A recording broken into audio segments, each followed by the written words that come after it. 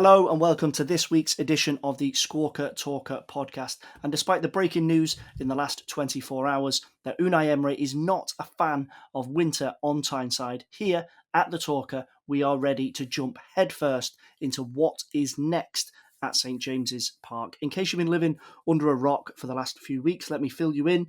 The Saudi Arabian PIF-backed takeover bid has been successful and it has catapulted the Magpies into the stratosphere of football as they are now the richest club in the global game. Steve Bruce, as a result, unfortunately, has been shown the door, and Newcastle fans are dreaming of Kylian Mbappe pulling on the black and white stripes before too long. But nobody knows the reality of Premier League football quite like Newcastle and their fans, and less than a month after the takeover, things are still all a little bit samey at St James's. No progress yet on a new manager and no Maseratis on the Tyne Bridge, or not that we've seen. So with all that in mind, we are going to take a look at the plan for Newcastle in the next few months. Job number one for the new owners, obviously, is a new manager. But with the January transfer window just around the corner, we also look at the do's and the don'ts for any brand new multi-billionaire club on the block. So plenty to get into. My name's Feargal Brennan, and joining me to splash the proverbial cash, we have Squawka's chief football writer, Mohammed Butt, freshly back from half term. Mo, how's things? Yeah, not bad. Splash the metaphorical, the verbal cash, if you will. We'll show our verbal largesse. We'll be. I don't know. You know what I'm talking about. Talking. Anyone that listens to the podcast on a regular basis will know that Mo is like a cash machine. He's full of it. Some of them might be 20 quid takes. Some of them might be $1 million takes. It just depends. Just depends on what sort of mood that you catch him in. And alongside Mo and his money bags, Mo, we're going to call him. We also have Newcastle fan and BBC broadcaster Harry De Cosemo. Harry, how are we doing? Hi, Feargal. Thank you very much for having me on. Really looking forward to talking about Newcastle today. Great stuff. Right, so before we get into the money and what's going to be the strategy and the plan for Newcastle, Harry, I just want to get your position, your perspective on this as a fan, because the eyes of the footballing world have been on Newcastle for the last few weeks and the details of the takeover and what exactly that entails. And the fans are, by and large, we've seen them celebrating outside St James's Park, delighted of this change. Mike Ashley's reign at St James's Park is now over. But there's a huge amount of baggage that comes with this buyout. There's no point in trying to pretend or hide behind that. So Newcastle fans have had to answer a lot of questions, have had to assess maybe their views on the club and what they think about the buyout and the situation. The dust has settled now. We're 3-4 weeks on from the deal being confirmed for PIF to take charge at Newcastle. What is the Newcastle fan mood at the moment? As I said in the intro, things are still a bit the same in terms of results on the pitch and that type of thing. But change is coming. What is the Newcastle fan perspective on that as it stands? I think it's changing a little bit in that the last couple of weeks, particularly this week with what happened with the managerial situation, the results haven't improved. Everything's been a little bit slow, and partly that's been understandable because the new owners came in and the club is, I guess the best way to describe it is skeletal. You had Steve Bruce in charge of all the football operations. He was effectively chief communicator, director of football, and manager. You had Lee Charnley as managing director, basically covering everything else. There wasn't a board in place. There was Lee Charnley and there was Steve Bruce. That was the sort of the extent of the football running of the club for the majority of time under Mike Ashley. And it would be, whether it was Steve Bruce or Benitez or Pardew or whoever the manager was, it was just two people. So there's a way that you've got to give a little bit of slack for the way that the people the new people coming in. A bit of a shock. They didn't really expect the takeover to go through the way it did because of the piracy thing that got resolved very quickly, and then 2 days later we were realizing that the takeover was going to go through. So you've got to give them time to get their feet under the table and sort of see where things are. But I think there was a little bit of disappointment that Steve Bruce, who's very unpopular as a manager, managed against Spurs. He was in charge against Spurs. Then there's been a bit of a delay on who the new manager is. Again, you've got to think about weigh it up. But I think the way that it's gone this week, with the Emery situation, and given the fact that Newcastle are now 6 points adrift in the bottom three, with games against Manchester City, Manchester United, Arsenal, Everton, Leicester all coming up, it's looking a bit bleak. So I think the excitement, the immediate excitement at least, has sort of died down a little bit. And it's kind of a little bit of a battle between getting a bit worried about the situation, but also trying to understand the magnitude of the job that the new owners have got, because the club is so it's been a corpse for about 14 years. Mike Ashley has not given. It's not just that they may not be where Sunderland are or Bury are or Bolton have been, but it's more about the fact that they've just been left to just drift completely. And as I say, inside the club, nothing's really been going on. So it's a case of not building on what's already there. It's a case of building from the bottom, and that's going to take a while, I think. And obviously, looking at the picture in terms of fan reaction to the ownership, again, as I mentioned in the intro, there's no point in trying to hide or change the information relating to some of the incredible negativity that has surrounded the buyout, the connections with the Saudi Arabian state, and obviously their worrying / disgraceful human rights record. That baggage inevitably comes with the buyout. And there's obviously a lot of polarization within fans, of some fans wanting to separate it in the line of keeping politics out of football, some fans who are willingly accepting it and just trying to look to muddle through because, as you say, the situation under Mike Ashley was so bleak. We mentioned before we started recording, myself and Mo saying that there's a lot of non-Newcastle fans making assumptions about what Newcastle fans think or feel about the takeover. Where do you think the majority of Newcastle fans do stand on this? Because it is an incredibly difficult moral position to navigate as a football fan, but an incredibly important one that can't just be ignored. Speaking as an individual, I think I'm quite disappointed in the number of people who have actively ignored it or even embraced it. And you've seen, Saudi flags in bios on Twitter and pictures of Bin Salman, people dressing up as Bin Salman and all this sort of thing during the celebrations. I really, really didn't like that. But I think the majority of people I've spoken to have come across a bit like me, where it's like, you've got to accept it, you've got to learn it, you've got to accept that that's going to happen. The Crystal Palace banner, songs from the Tottenham fans, songs from the Chelsea fans. There's been references from every opposition since the takeovers happened, and that's going to carry on. I think that's going to be that's just the way it's going to be, and Newcastle fans have to get used to that. They can't ignore the atrocities. They can't ignore what's going on. They can't. It's got to be a case of learning and speaking out and doing all they can, but with the caveat that there is only so much that a football fan can do if governments aren't doing things, if if authorities are doing things. Why if the country, if the prime minister is embracing MBS, as he's called, and as a country we trade with Saudi Arabia, why is it then on a Newcastle fan to then decide why is it up to them to make the stand? And I think there's two extremes that are both extremely unhealthy. One is that you just, as I say, you embrace it, you don't care, you even go to the extreme of putting Saudi flags in your Twitter bio and bringing Saudi flags to the stadium and all that sort of thing, or you go the other side and just stop supporting your club. But I don't think anyone could ask any football fan to stop supporting a club, and I don't think it's actually possible, really. If you love your football club enough, you will always love them. It's just a natural thing. You don't choose to stop loving them. So it's a very difficult situation for Newcastle fans to be in. But they are. I wrote an article about it as soon as it happened and said it's a sort of moral duty to be conflicted here, because that's the reality of it. That you're gonna it's best to read and listen and engage with these situations than just ignore them and try and make yourself the victim. As some Newcastle fans seem to be doing at the current time. Whenever there's an article or a conversation that comes up, they try to shut it down and say, well, with a lot of whataboutery. That's not healthy. What you should do is you should say, yes, that's the fact of it, and we've got to deal with it. But at the same time, we didn't choose for these owners to come in, and no football fan should ever feel like they can't support their club because it's something that a lot of people have done from birth. So it's not very, it's a very harsh thing to it's a very difficult situation. I think the only thing that Newcastle fans can do is be open about it and embrace their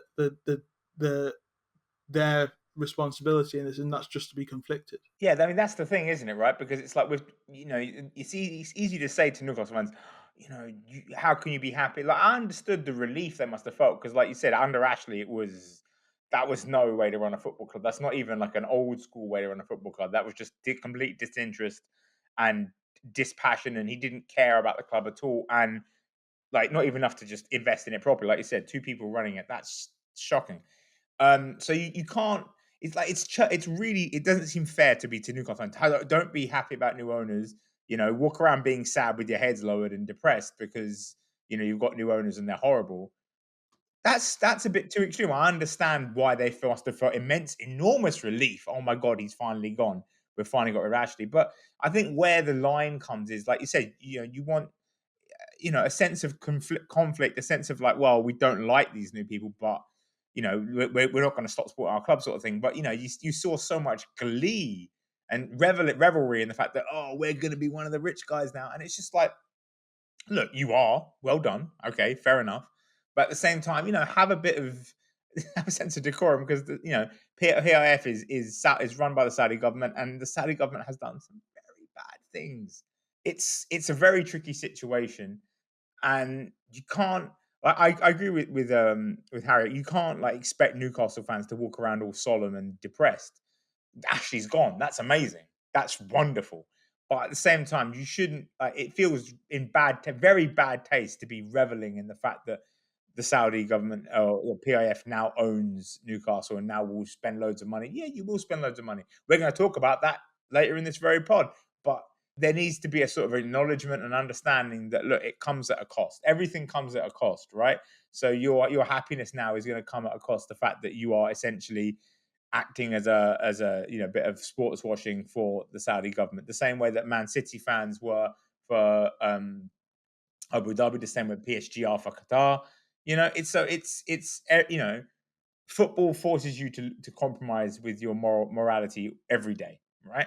Capitalism does that every day. Football is a major capitalistic entity. Football does it every day as well. No one should act in a sort of superior, except for maybe St. Pauli fans. No one should act on a moral, appear to or pretend to hold a moral high ground here. We're all swimming about in the muck, but it's just like let's not pretend that we're not swimming about, and let's not act like it's the greatest thing in the universe. Let's call bad things, and still acknowledge that like Harry says, if you love your club, you've loved your club your whole life. No one's saying stop. So you have to walk the middle ground, walk the line, as it were. Before we get into the transfer setup and what we're anticipating for Newcastle to do, Harry, I just want to quickly ask you about the managerial situation. Obviously, Bruce is gone. Graham Jones has come in on an interim basis. We expect him to be in charge for the Brighton game this weekend, and then either the situation to be resolved or him still to be in place after the international break. Unai Emery was approached. There was no official offer placed on the table for him. There was huge amounts of speculation. He's now come out and said that he's staying at Villarreal. So Newcastle are kind of back to the drawing board in that sense. Why are Newcastle finding it so difficult to get a manager confirmed? And I think particularly with the situation with Tottenham and Santo being sacked so early in the season, Antonio Conte coming in, we know that Spurs courted him over the summer and couldn't get a deal done.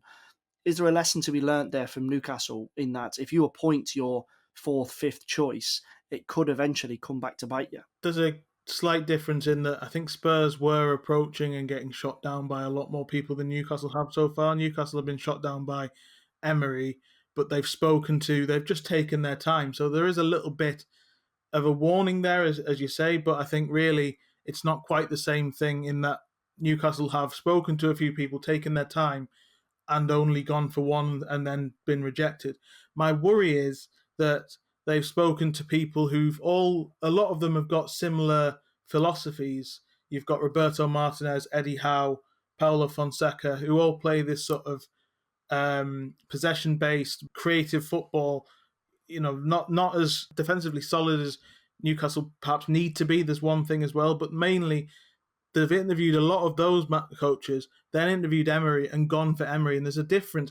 It's strange to me that you've got Emery and Howe as the two, your top two targets when that to me shows that you don't really have an underlying understanding or plan of which direction you want to go in terms of a coach, because they're two polarizing coaches in terms of philosophy. You can tell there's no director of football, right? There should be a director of football. That should be the first appointment. I think the director of football should be the first appointment generally, but if Newcastle appointed a director of football now before a manager, then it will given that they need points.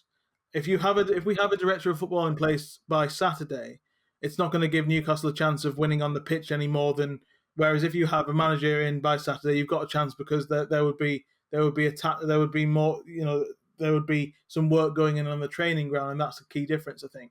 But generally, I completely agree with you. Crucially, if they'd come in at a good time, going back to my first answer, they'd come in at a good time, come in at the right time where they had time to really settle in. And the other thing is that this takeover bid has been going on for 18 months. 18 months ago, they had a plan in place of a director of football that they wanted and a manager that they wanted, both of which have now moved on. The manager being Rafa Benitez that they wanted back. He's now gone to Everton, who would be the ideal fit for me to come back in. And that's, I think, why they went for Emery. But if you aren't going to get Emery, why then? I find it strange that your other options are all polar opposites. And it just, as I say, it's hard to come up with a plan given where Newcastle are, because they can't really think very long term at the moment, which is, I think, why they're prioritising a manager before they're getting a director of football.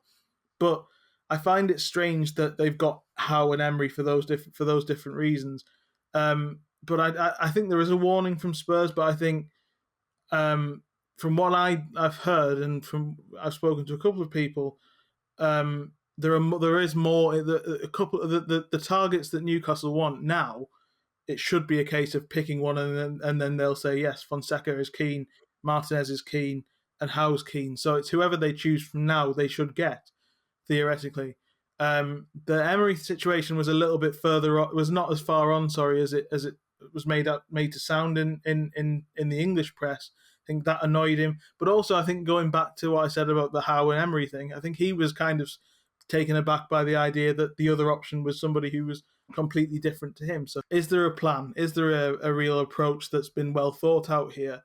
And as I say, you've got to have a bit of sympathy with the owners for that, given the situation. But at the same time, it's all a bit haywire, and I think that's quite concerning. Looking at the situation with Newcastle, obviously, Mo, there's always going to be comparisons with Manchester City. And if you cast your mind back to the summer of 2008, that's when Manchester City were bought out by Sheikh Mansour, and they've obviously just gone from strength to strength there in terms of becoming a Premier League and a European powerhouse. Mark Hughes was the manager at that time. He stayed in place, and they've gone through three other managers since then to the current incumbent Pep Guardiola. And obviously, because within English football, there isn't really necessarily a comparable example other than Manchester City. So inevitably, there is going to be some connections between the situation at Newcastle and what happened at Manchester City, and assumptions that they're going to follow a similar path. So just been looking over some of the numbers from Manchester City when they were bought out. The first two seasons under the new ownership, they broke the £100 million mark.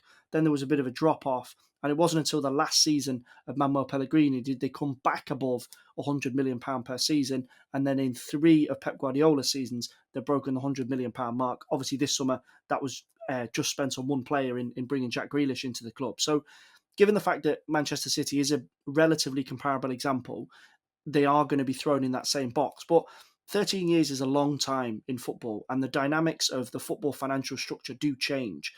And obviously, we're talking about a different level of wealth from the new Newcastle ownership. Is there some similarities, or has football just changed too much that we need a new frame of measurement for Newcastle? It's a bit of both, in all honesty, because on the one hand, it's a sovereign state wealth fund, right? So it's the same thing, and they're going to want to build a project. But a better thing is to maybe look at the way PSG have done it and the way that City have done it. They're two different ways of doing it. PSG are very much going for a sort of lifestyle brand, loads of great sponsorship deals, Jordan Brand, loads of fashion shoots, loads of really, really, really high quality merchandise being released, right? City, meanwhile basically just modeled their entire club after Barcelona. They revamped the whole youth system. They've done loads of good work in the community. They've created that whole campus out there. They're really trying to embed themselves into the local area, do really good work in there, and then build a sort of culture of Man City. Again, they're just aping Barcelona. They're trying to be Barcelona, but without the internal club politics, which is why they got Chiqui Begiristain. They've got Ferran Soriano, a former Barcelona guy, to be CEO, and they called it Guardiola. They made their whole club for Guardiola. They brought Guardiola in. He's now revolutionized the club.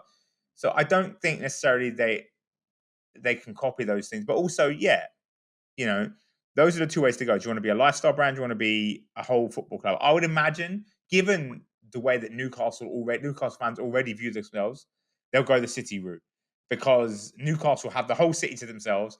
They are already, in the eyes of anyone that grew up in the 90s, they're a big club. Whether or not they've been rubbish for 10 years, 15 years, they are new. You hear Newcastle, you think beautiful attacking football, and you think, yeah, all right, I buy that.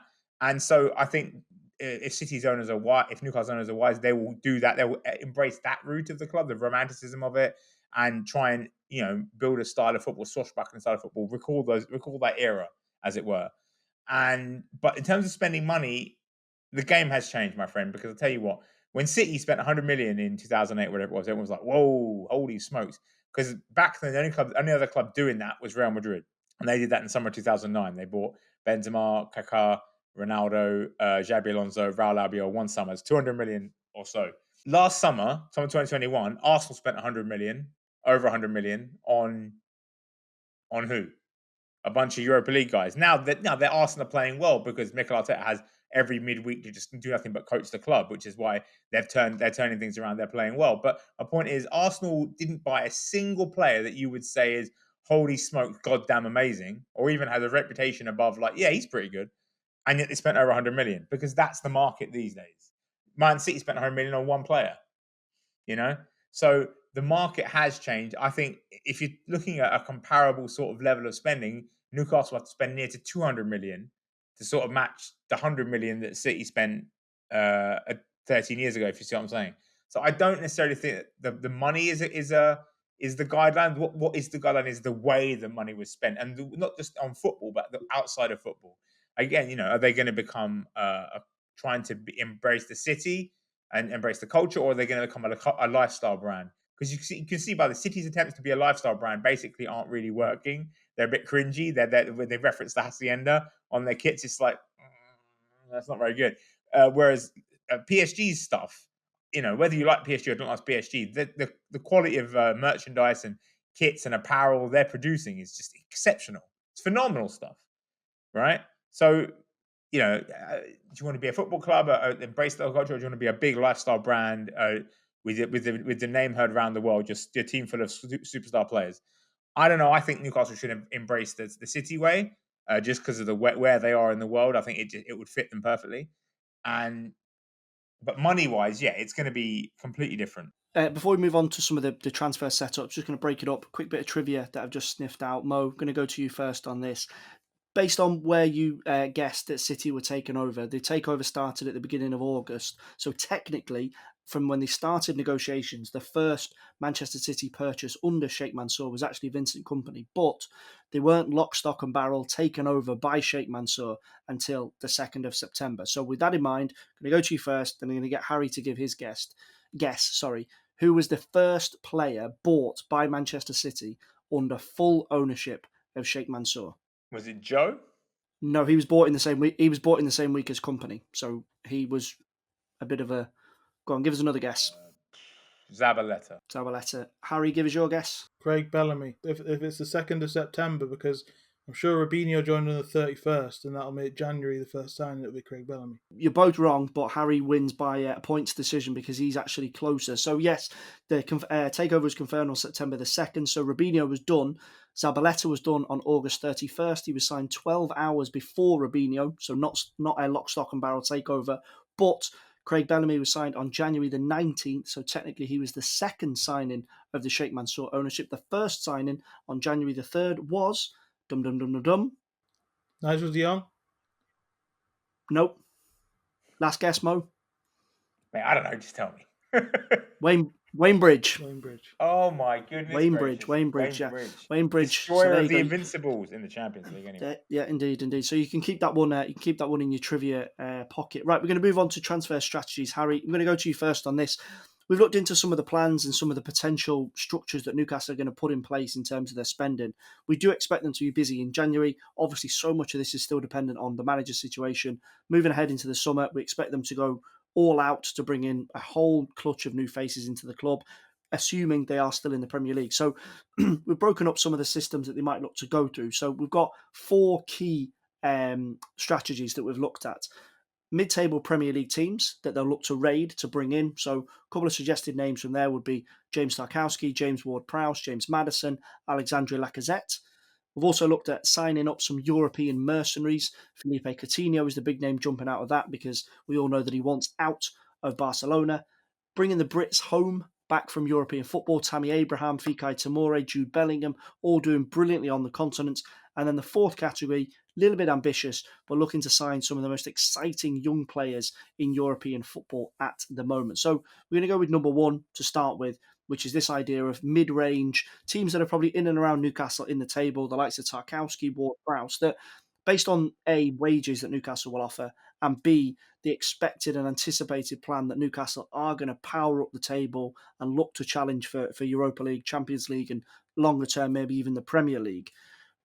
Do you think that is a realistic route for them to go down? Look to target Premier League players with lots of experience that will come in and be the first building block to the Newcastle United project. Yeah, because that's exactly what Man City did. I know that there are different nuances between what Newcastle should do in terms of following Man City, but that's one where they definitely should really forget Robinho and the statement sign. I wouldn't even touch somebody like Coutinho and the mercenary thing. For me, I want to see a lot of the Tarkowskis come in.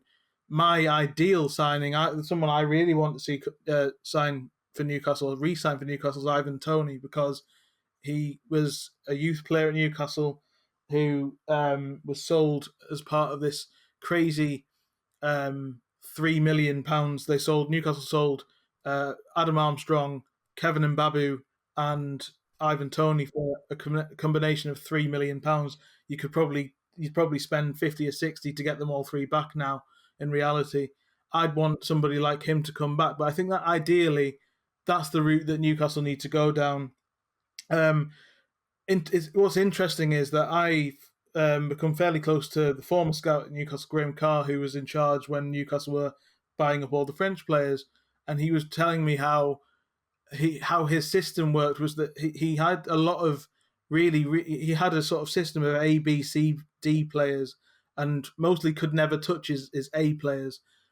He, for example, took Mike Ashley to watch Aubameyang play for St Etienne, and they really liked him, but Ashley didn't release the funds for him. He liked Lacazette when he was at Lyon. He liked Rafa Varane when he was at Lens. Did admit to me that was never a deal that they were going to get. Newcastle signed Gini Wijnaldum from PSV off the back of Graham Carr really going to Mike Ashley and really begging him to put the money up for Wijnaldum, £15 million, I think it was, in 2015. And that's in Newcastle as the current guys or the previous guys under Mike Ashley. So there's a chance, there's a market there. For me, I would go back and balance it between mid-table British core, between the Tarkowskis, the Ivan Toneys, the Ward-Prowses, if you like, but mix it in with a few of those really interesting, highly rated players from abroad who are yet to get their opportunity. I'm not talking about Verts and the 18-year-olds. I'm talking about the sort of 23, 24s, the people like Cabaye and the people like Wijnaldum, who the big clubs might go for once they've impressed at Newcastle, as happened with Wijnaldum. I've said this a long time, going back and doing the Mike Ashley era properly is the way I would start off, and finding those players and actually going and buying them. The St. Maximans is a perfect example. The really good thing about the takeover now is that Newcastle have an opportunity to keep someone like St. Maximin, because he would leave in the summer if Mike Ashley was still here. Callum Wilson's an ideal player. Jamal Lewis was wanted by Liverpool, so it's already there. It's just that they weren't doing it enough. So really, they should just go back and do the Mike Ashley era properly in a way early on, and then when they're in the however close they are, within 5 years, 10 years, whatever, then you start talking about challenging for the likes of, I don't know, whoever the equivalent of Jude Bellingham is in 10 years' time or whatever. But you focus on what you can do straight away. And Newcastle have had good their recruitment has been poor because Mike Ashley has not funded it, not because the people haven't found good players. I mean, I think it's actually been Newcastle, despite the fact that Ashley hasn't spent money, they've signed a lot of good players. Like whenever everyone says, "Oh, Newcastle didn't go down," I'm like, oh, have you seen their squad? It's got a lot of good players in it, man. I don't know. And I mean, obviously, Bruce has his limitations as a coach, let's say. And, there was always a general malaise around the club because Ashley didn't spend any money. But the money that he did spend, I mean, I don't know. I mean, Graham Carr, I don't know who it was that was in charge of scouting his players, but they did a good job. They got some really good players there in that Newcastle team. And I mean, for me, if you're looking at mid-table English players, the name that jumps out, screams out, jumps out, punches me right in the face is John McGinn. I think if that's got to be the ultimate signing for Newcastle is John McGinn, because I swear to God, he's literally top four. He could play for a top four team. He's definitely top six level as a footballer. He could probably play for a Champions League team as well. But because he's Scottish, no one's thinking, "Oh, better sign John McGinn." He's brilliant. Like he's really genuinely just brilliant at like everything. And if you pair him with a real smart holding midfielder like Douglas Luiz at Aston Villa, just someone who can just hold the position and just pass the ball neatly. He's ridiculous. There's no limit to what this guy can do. Like when you watch him for Villa, you're just like, he's superhuman. He's everywhere. He's tackling, he's passing, he's scoring goals, he's dribbling sometimes as well. He's phenomenal, and he's a real character, a real leader as well. And you can see, to me, that's if Newcastle are going to sign anyone this mid-range level. Obviously, there's like the likes of Danny Ings. I think would also be smart. Not that Villa would sell him a year after signing him, but Danny Ings obviously proven reliable goal scorer. Because when Callum Wilson doesn't play, who's scoring the goals for Newcastle? I mean, the difference when Callum Wilson plays and doesn't play, even under Bruce, is like night and day. Because there's a team with no goal threat and it's a team with a goal threat. So you need someone else because Callum Wilson isn't always 100% fit. Danny Ings, and that's almost perfect because both of them really can't handle a full season workload by themselves.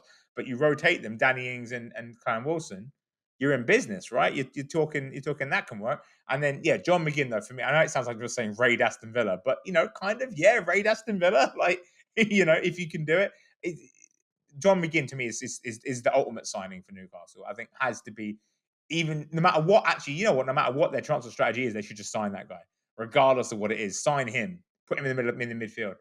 But much as I love Harry's optimism and desire to see Newcastle approach this sensibly, I think we all know that's not going to happen. They're going to be. They might sign one or two sensible players, but we know the first chance that, I mean, it's not going to happen in January, probably not. But maybe even in January, because Coutinho wants out of Barcelona, and Coutinho is a massive name, huge name in football. Won Copa America, won La Liga, won the Champions League with Bayern Munich, was incredible in the Premier League for Liverpool, has a very, very well-connected agent. And, when you get in bed with these agents that are connected, like Kia Jarabshian is, it helps you then get other players. I would like Newcastle to be very sensible about this and to be very sort of cool and casual and savvy. I don't think they will. I think Coutinho is then jumps out at you off the paper like Coutinho. There's some other good ones in the summer, not so much for January, but Gareth Bale and Isco are both coming to the end of their contracts at Real Madrid. They'll both be out of contract in the summer. Now, whether it's both or one of them, I think Gareth Bale in particular is, again, it just seems like he's on a free. You can give him massive wages, avoid the transfer fee.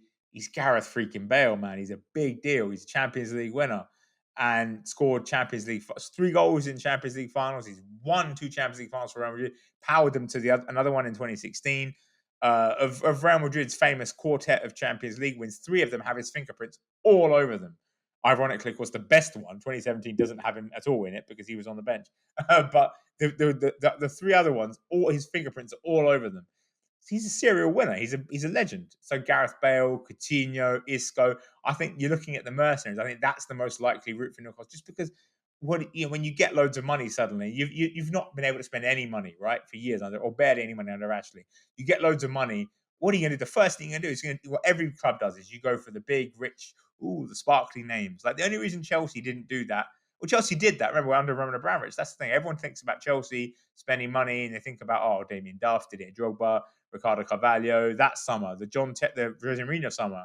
And that was a great summer. People forget that before that, there was all this money spent before Mourinho showed up. There was money spent on players who just like, oh, he's famous, let's get him.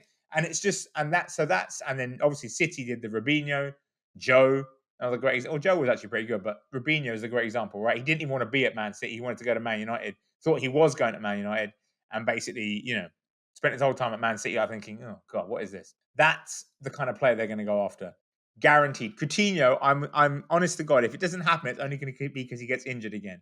It's absolutely so perfect for Newcastle because he's Premier League proven. They'll say that. He's a magnetic, iconic figure. He can play as a central hub of an attacking team. He can score goals. He's got a massive pedigree, really won a lot. And of course, you're signing a player from Barcelona. It doesn't matter that Barcelona want to get rid of the player. You're signing a player from Barcelona. That's again, you can play that off as a big deal. This is a guy who went for 160 million 2 years ago. Now, Newcastle aren't going to pay that for him. But you can be like, oh, look, we're fleecing Barcelona. We're buying him for like 50 million or whatever it is, right? His contract expires in a year and a half. We're buying him for 50 million. We're fleecing Barcelona. We're getting a world-class player that's on the cup. It's blatantly going to happen. It's just so obviously going to happen. Honestly, I couldn't tell you how much I really don't want that to happen. And I think I understand. I understand. It's a terrible idea. I know. And a lot of people during the week when everyone's talking about, I've alluded to this lack of planning, so it is entirely possible that this thing will happen. But one of the points that people made was, do you remember when Man City got took over? The face of the takeover was the guy who ended up buying Portsmouth, and then I think he went to jail. Do you remember that it wasn't Sheikh Mansour who's the face of it? And he did an interview and said in 2008, we're going to buy Ronaldo for 135 million. And they were doing that. So Man City went through a lot of that a bit mad. They went a bit mad. They went a bit mad, and it was a bit difficult, and it was a bit strange. When they bought, even had a Bayor and there was Carlos Tevez, but it took time to settle down. I just want, as I say, I just want to be sensible and just do those, just go back and do the sort of Ashley, what Ashley could have done, and do that is ideally what I'd like Newcastle to do, and I think a lot of people would like that as well. Having said that, if Coutinho comes in, you'll watch St James's Park absolutely welcome him with open arms, and it'll be fantastic in the way that it was with Michael Owen. The other thing to say is that what Mo's suggesting is very much in line with what Freddie Shepherd tried to do before Ashley came in. He was buying Michael Owen. He bought Patrick Kluivert. He bought Shearer, bought Ginola, bought Les Ferdinand. There was a lot of that sort of, we want the big names and put them in a team and see what we can do with them attitude, particularly towards the end with Kluivert and Owen specifically. So it can happen. But I personally, I know which way I'd want to go. I want this to build, and I wouldn't be I'm not pushing for trophies. Let's assume Newcastle stay up for a good 5 years. I know Man City won the league within 3 years. I think that's the difference, partly because of the financial face of it, but also because Man City had, they really had Man United and Chelsea to compete with. Newcastle have Man City themselves, Man United, Chelsea, Liverpool. They're right at the top. They have to get past Leicester, West Ham as well, Everton. The landscape is completely different. And what's more is the standards are higher now. Like when City first got taken over, the 90 plus point era of Mourinho versus Ferguson versus Benitez had sort of slipped away, and it was just like the remnants. It was the ghost of Fergie's team, the tail end of Fergie, and Chelsea were just sort of in fits and starts. Are they good? Are they not good? I mean, no one really bloody knows. And and so City, Liverpool were still up and down all over the shop with Rafa Benitez. There was no competition. Man City won the title in 2010-11 with 79 points. That was their competition. And in 11-12, much as, City won the title and it's great, but Man United also threw that away, like with some ridiculous drop points, and they lost it. And it was on goal difference as well on the last kick of the season. It was amazing. Don't get me wrong, but it's just, that kind of confluence of luck is never going to happen again. Like all your rivals sort of fall apart. Your main rival collapses, And on the last day, you're playing a team. By the way, and this is the other thing that people forget about that. When QPR needed the points to stay up, QPR were winning that game. Bolton, I think, would loot. Started, they were winning. So QPR had to win. So QPR were winning.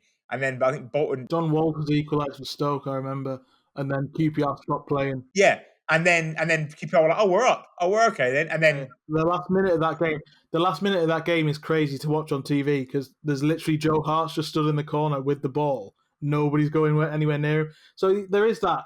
And I think, but for me, the key thing is you can't take for granted that we're going to get past Villa, Everton, Leicester, West Ham before you can even talk about Liverpool and the depth of quality in the top four. So that's why I just think that Newcastle, they probably will make mistakes like Coutinho. I say mistakes, but you just see what I mean. The sort of the mercenary thing. The only way Newcastle are going to cruise past those teams is if they use their money and basically do what Leicester have done, but quicker and more and more efficiently. If they do what they try the Coutinho thing, then because that's what Newcastle did in 2016 and 2005. Those are two teams that were filled with mercenaries. So Bobby Robson had a team filled with mercenaries and got them playing through amazing man management. There was this myth that he was the problem, so they got rid of Sir Bobby, and all of these all of the players were starting to run, take advantage of his age and all this. They got rid of him, and then they saw that the real problem was actually not treating them properly and not massaging their egos, and that became a problem. 2016, Newcastle brought in a load of players. I know I've just said about the quality, but basically when things weren't going well, they down tools, and that's why Newcastle. There's no. If you look at the squad Newcastle had in 2016, there was no. I mentioned Wijnaldum. There was no reason that team should have been anywhere near the relegation zone, but they were because they were sold this thing of like, well, if you come here, we'll sell you in a couple of years anyway. Once you've impressed everybody, and you can move. So there was like, their attitude was, well, if Newcastle go down, I'm going to leave anyway. So that's what I'd worry about with Coutinho.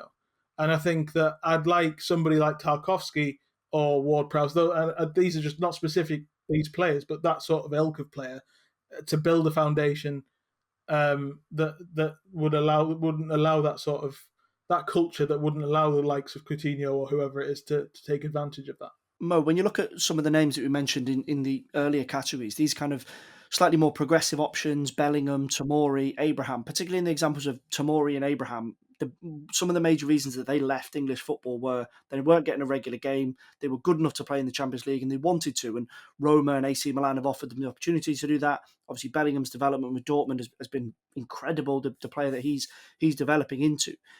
Newcastle, we know, are planning to be the new face at the table, planning to crash the top 7, top 6, top 4 party in however many years. That's the plan. Whether it works or it doesn't work is another question, but that is the plan. Slightly medium to longer term, can they be looking at those sorts of players and saying, well, the reason you felt you had to leave English football was because you weren't going to get these opportunities. But back then, we were just Newcastle battling relegation. We're now Newcastle that are pushing to get into the Champions League. We talk about what the targets will be in January and maybe in the summer, but looking slightly further ahead, if Newcastle's plan is to click into gear, are those the faces that they should be going for? To a degree, yeah. This is the thing. I mean, a lot of those would be really smart pickups anyway. Like Chelsea's youth system is an abundance of riches, right? Producing loads of great players who they can't afford to, or they don't want to play or whatever, right? And there's loads of examples of players like that around. I mean, Tomori Abraham, obviously Mark Gahey's Crystal Palace. They've loaned a couple of them out. Tino Livramento, Conor Gallagher. I mean, so just Chelsea alone, you can feast, right? But you have to be able to pay the premium for these players. English premium is always a thing, and that puts a lot of clubs off. Like their Premier League clubs, I'm sure would have loved to sign Tammy Abraham, but the wages he would want to parity with Chelsea, and then the transfer fee itself, everyone gets a bit cold feet. Newcastle don't have those problems with money, right? If they want to sign, let's say Tammy Abraham, and Chelsea will continue to neglect their youth system because they use it to fund their other purchases, basically. So, in 2 years, 3 years, the next crop of Chelsea youngsters come good and they're ready to play, but they don't get games. Newcastle can go in there and buy them. Yeah, absolutely. You look at where Newcastle are right now and the money they have to spend. They would love to be able to compete for, let's say, Tomori or Abraham. But like you said, Fergal, the clubs that bought them, Roma, Milan, offering European football. Newcastle can't offer that right now. They can just offer massive wages. So yeah, like medium term, I think that should be something they look at doing, because it's quite a sensible way to go, because there are a lot of quality youngsters produced by English academies, and of all the top clubs, only Man United really seem interested in, and Liverpool seem interested in integrating those young talents into their team. By and large, City don't seem that bothered. I mean, I know Phil Foden is amazing, but other than that, you know, like the only reason that Cole Porter lad is getting games is because Cole Palmer, sorry, is because of Harry Kane didn't sign, right? So, you know, City aren't necessarily too interested in it. Chelsea definitely don't care at all about their young talent. So there's always going to be players there that you can exploit. Obviously, the English tax previously made them very expensive, and they had to then go abroad because clubs were happy to sell them abroad for no English tax, because it's like, you know, you're out of our hair. You're not going to threaten us again. Maybe, yeah, like the whole the Jude Bellingham, you know, all these guys that went to Leipzig, went to, I mean, you know, all these young guys, Jamal Musiala. I know Jamal's now committed to Germany, but Jamal Musiala is another great example. Omar Richards went to Bayern Munich in the summer. You know, so there's lots of these players that Really good player here. really good talents, right? That Really that Newcastle could be looking to say in the future, yeah, you know what, we're gonna get involved, we're gonna step in, and we're gonna sign you, and we're gonna make ourselves the home of young, great British talent. If you don't want to play them at your academies, that's fine. We'll play them in our first teams, and we can pay the English premium to get them. That's the other thing. See, I'm sure there are so many clubs that would love to have done that in the past, but it's just pain. Like Ivan Toney is a great example. Harry brings him up. Sorry, Ivan Toney right now would cost the Premier League team an obscene amount of money because he's English and he's brilliant, right?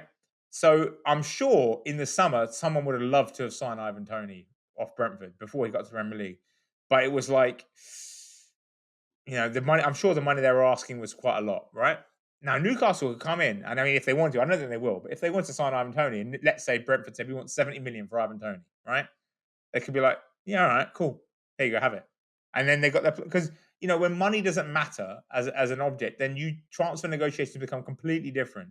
Like both in terms of selling and buying players. Like when money is not literally no object, like the things that we thought possible that weren't possible before, or wouldn't happen. Like English clubs, English players working their way up through the pyramid, which doesn't really happen in the Premier League, because unless they get bought by big clubs when they're teenagers or when they're in their youth teams, the English premium basically prohibits that movement up the chain of clubs, right? Like you see in Italy, like you see in Spain, right?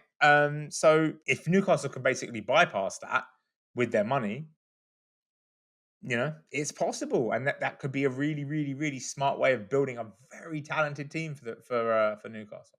And Harry, obviously another angle that Newcastle could go down in terms of bringing players to the club. You mentioned earlier on this idea of doing the Mike Ashley era correctly and looking to identify targets and then actually bring them into the club. And some of the names you mentioned, obviously this English internationals abroad idea is one strand of it. But European football is absolutely littered with talented players. There's so many that, you know, you could pick from. One that just jumps off the page at me based on his form so far this season is Karim Adeyemi. And this idea that if Newcastle do target players, if they do look to have a concerted effort to address options, scout a player, look to assess every variable about what a deal would involve, and then make a move and then bring him to the club.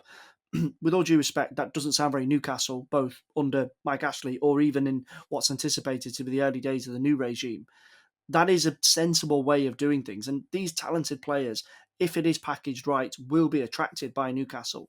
Do you think that could be another aspect of this idea of doing the Mike Ashley era correctly? Yeah, as I say, I mean that A list B list thing that Graham Carr was telling me about, the A list was Rafa Varane when he was at Lens.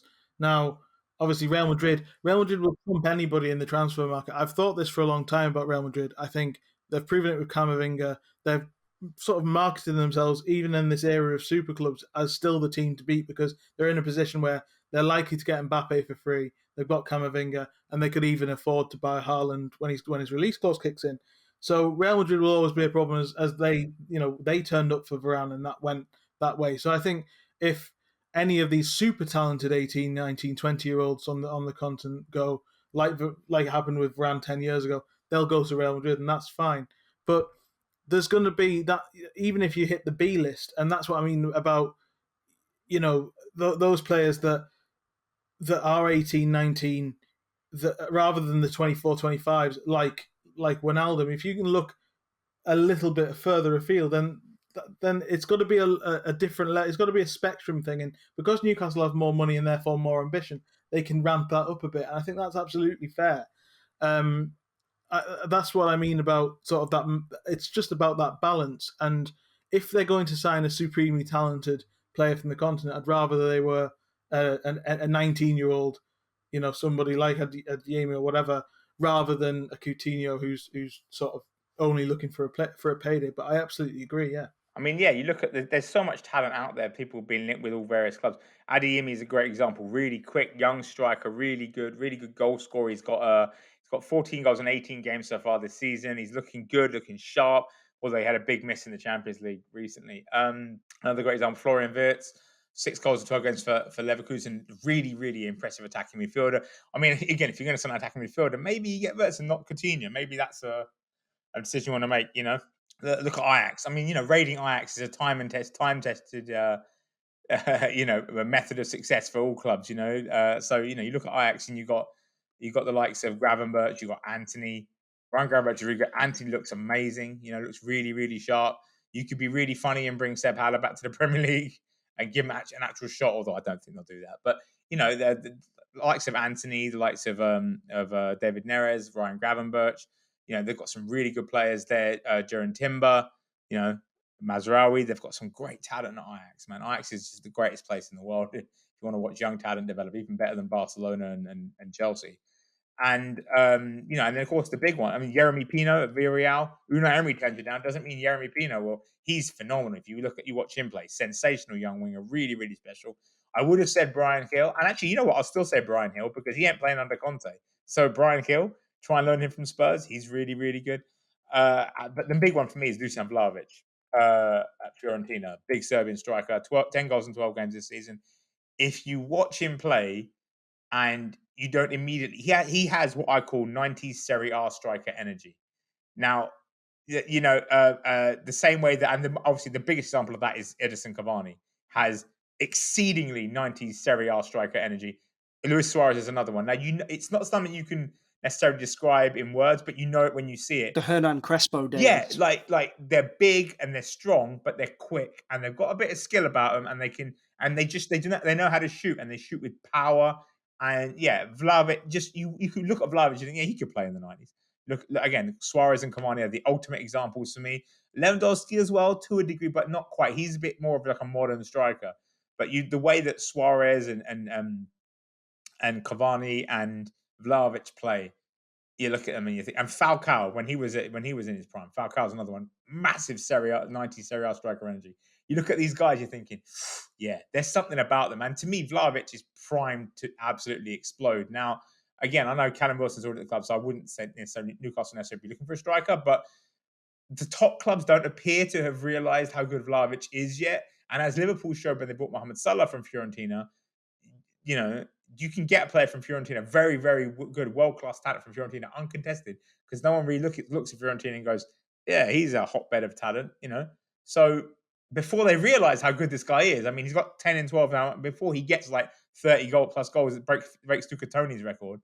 Maybe you nip in January, offer 50, 60, 70 million, get him ahead of everyone else, because that boy is special, let me tell you. And you get the likes of St. Max and Ryan Fraser pumping balls into the box for him, playing crosses into the box, playing little low passes into the box. And Miguel Almiron, hurting everyone, just flipping little dink passes in there. That could be very profitable. But yeah, to me, he's the ultimate example, I think, of a player Newcastle should sign that's in that sort of young, the ultimate doing the Ashley era right kind of player. Yeah, no, that's exactly what I mean. I think he's a player that if Newcastle had, this is what I'm saying. If Newcastle, they signed a lot of Wijnaldums, they signed a lot of Mitrovic. When Mitrovic signed, it was seen as this coup, and he was brilliant, and he was this monster who'd done it for Anderlecht and stuff. And it was like, yeah, and Newcastle, it became quite realistic to target those players. Now, Vlahovic, I'm absolutely sure I think he'll play for a big club.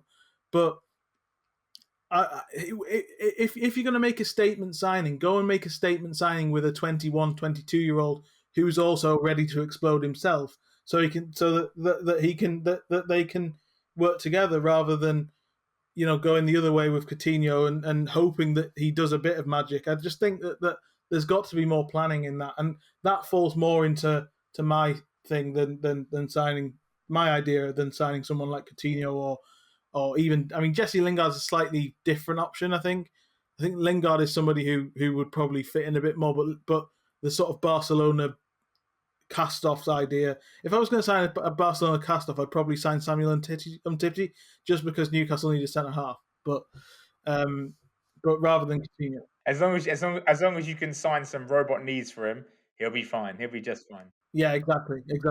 Yeah. Right, before we wrap up, Harry, I'm going to throw it back across to you. Just a quick kind of final say. January 31st, 2022, the transfer window is closed. Newcastle have got all their business done. What is an ideal end of January for you in terms of manager, in terms of transfer targets? What would you like to be sitting on February 1st as a Newcastle fan seeing? On the pitch, outside of the relegation zone, ideally. But in terms of the team, I think a new centre-half, a James Tarkowski would be ideal. Or actually, a Tarkowski plus a mobile centre-half, because Newcastle's defence is old and slow and very, it hasn't. There's a lot. The trouble with the Newcastle squad is it's sort of really good players like St. Maximin, Wilson, Almiron, Willock, and Dubravka. There's a good spine there, but then you're filling it with players who were in the Championship with the team 5 years ago, who were sort of limited then, but now 5 years older. I'm talking Kieran Clark, and then Lascelles is now sort of not on his form. Matt Ritchie's 31, Dwight Gale. But also, so there's a lack of cohesion there, because in what world is St. Maximin going to thrive in the same team as Kieran Clark? It's just not going to work. So you've got to make a team that's got an ideology. And I think that the first thing I do is add a bit of pace to the back line, a bit of strength to the back line. So a couple of defenders, a midfielder. John McGinn is an ideal midfielder, somebody who was on my sort of list, and a striker. So 4 or 5 good players, 4 or 5 good Premier League quality players would be a good start. And then you can, and that would get them to a point where they can build in the second half of the season with a manager that's got a philosophy, and then you can start to talk maybe about the Vlahoviches or the whoever in the summer. But I think Premier League players who have the character and the quality to get them out of the trouble. That's what's needed in January. And manager? Well, I think it's going to be Eddie Howe, and I have issues with Eddie Howe just because I think I just have nightmares and sort of cold sweats about what he's going to do with that defence that I mentioned that's old and slow, because even his Bournemouth team that was really good was still conceding 65, 70 goals a season. But anyone's an upgrade on Steve Bruce, because Steve Bruce was, I'll give you an example. Steve Bruce, there was the last 11 days that Steve Bruce had at Newcastle, 7 of them were days off. And Steve Bruce is a manager, that's not an exaggeration, that's a fact. And Steve Bruce is a manager who, when he was sacked by Sunderland 10 years ago, said that he didn't believe in tactics. That's a literal quote. So if you merge those two things together, you get a team that is both unfit and undercooked tactically. So anybody who comes in and makes them fit and gives them a tactical identity is going to make a big difference. So Eddie Howe's a good manager. I think he's an upgrade on Steve Bruce. Roberto Martinez the same. I just have issues with whether the sort of long-term planning, given, as I said at the top, that they went for Emery instead of these guys, and they're polarizing. But Howe would be a good choice long-term, and I think that he can build the club up gradually. Survival this season and plan for next, then we're fine. Yeah, things can only get better, and they probably are going to get a bit better, or hopefully get a bit better for Newcastle and their fans. Guys, we're going to call it there. Mo, Harry, as always, thanks so much for your time. My pleasure. Thank you. Thanks very much for having me on. Great stuff indeed. Next week, we will be back again with the latest episode of the Squawka Talker podcast. Don't forget to check that one out. If you click subscribe on this one, you can get access to that episode as soon as it is ready. Thanks so much for listening, and we'll see you again very, very soon.